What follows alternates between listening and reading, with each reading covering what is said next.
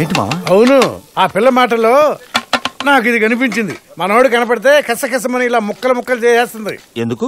నువ్వు ముద్దుగా పిలుచుకుని నీ కోచ్ చిన్నప్పుడు ఏం చేసింది? ఆ పిల్ల చేత 3 బకెట్లు సాంబార్ తాగించి 6 బకెట్లు కక్కించింది. నువ్వు మర్చిపోయావు, ఆ పిల్ల ఇంకా మర్చిపోలా. అందుకే గుర్తు పెట్టుకుని మరీ వచ్చి అడిగింది. గిన్నెలో కాదు, బుర్రలో గెరిచేసి పలుడు. నిజమే మురుగా, అందుకా వాడిని రావద్దని నా చేత చెప్పించావు.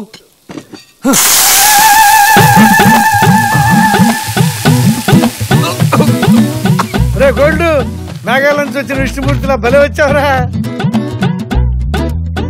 ఏం లేదు తాత, మార్చిలో ఎంసెట్ ఎగ్జామ్ ఉంది కదా, అది రాద్దామా వద్దా అని అడగడానికి వచ్చా. సరదాగా ఒకసారి నిజం చెప్పవా? తూచ్ అబద్ధం. అసలు నిజం ఏంటంటే నేను అప్పని చూడ్డానికి వచ్చా. చూసావుగా, వెళ్ళు.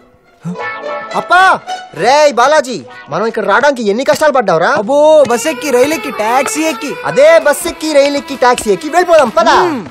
అరే గోల్డ్, రే గోల్డ్. ఏమిటి వెళ్ళిపోయాడా? నువ్వు చూసావు అనుకుని నేను చూడలా. ఎందుకు వచ్చాడు ఏంటో తెలుసుకోకుండా పంపించేయడమేనా? బుద్ధి లేదా మావా?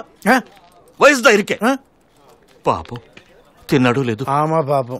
మామా ఏంటప్పా వణుకుతున్నావు? ఫీవరా? ఇంకా రాలా, నువ్వు వచ్చావుగా, ఇప్పుడు వస్తుందేమో. అదేంటి తాత? అదేరా, అమెరికా నుంచి.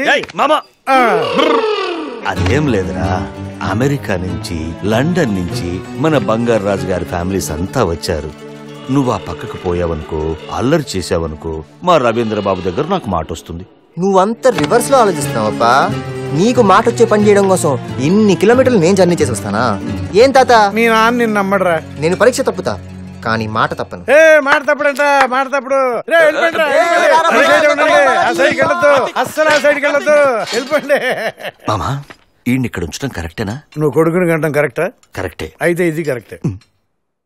ఆహిస్తా ఆహిస్తా నీ వెంట